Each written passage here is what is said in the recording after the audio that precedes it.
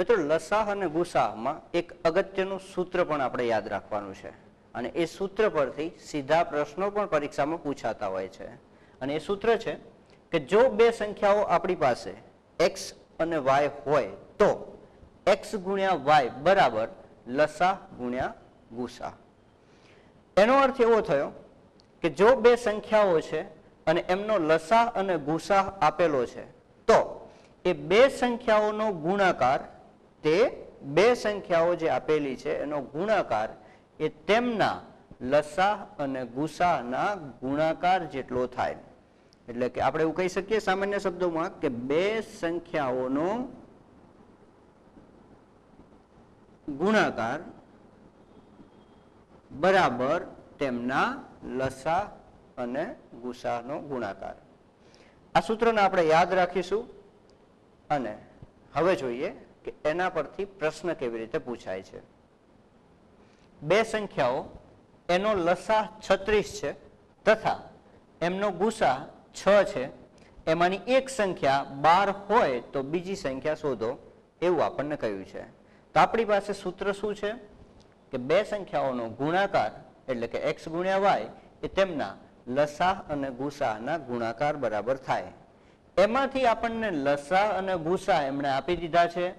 એક સંખ્યા આપણને આપી દીધી છે, ધારો કે x છે, તો આપણે બીજી એક સંખ્યા y શોધવાની છે.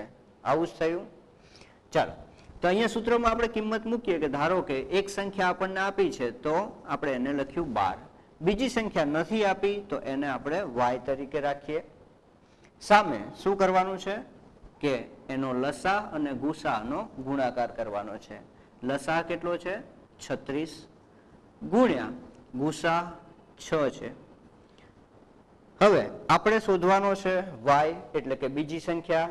y ને આપણે કર્તા તરીકે લઈએ તો સામે છેડે 36 ગુણ્યા 6 આપ્યા છે. આ 12 ગુણાકારમાં હોવાથી સામે છેડે ભાગાકારમાં જશે. હવે 12 વડે આપણે ભાગવાના છે. 12 ગુણ્યા 3 કરી તો 36 આવશે અને 3 ગુણ્યા 6 વધ્યા એટલે કે 18. એટલે કે માગેલી જે બીજી સંખ્યા છે એ y એ આપણી 18 છે.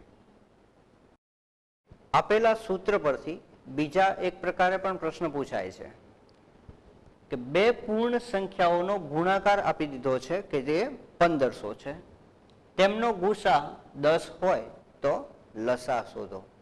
એટલે કે અહીંયા બે સંખ્યાઓનો ગુણાકાર આપણને કહી દીધો છે. જ્યારે આપણા સૂત્રમાં શું છે x ગુણ્યા y એટલે કે બે અલગ અલગ સંખ્યાઓ છે, ત્યાં કોઈ સંખ્યા ન આપતા બંનેનો ગુણાકાર આપી દીધો છે. એનો મતલબ કે x ગુણ્યા y આપણને આપી દીધું છે.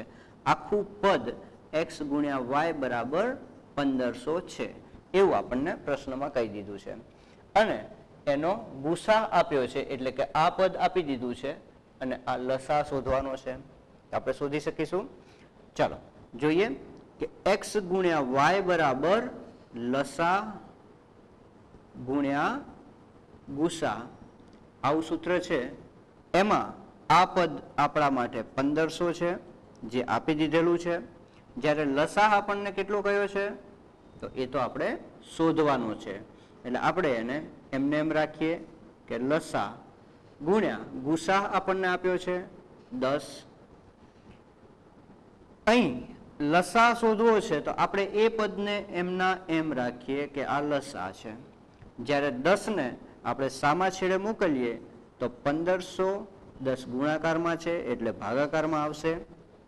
તો આપણને આ રીતે 1500 ભાગ્યા 10 કરીએ એટલે 150 મળે અને જે માગેલી સંખ્યાઓનો લસાઅ છે.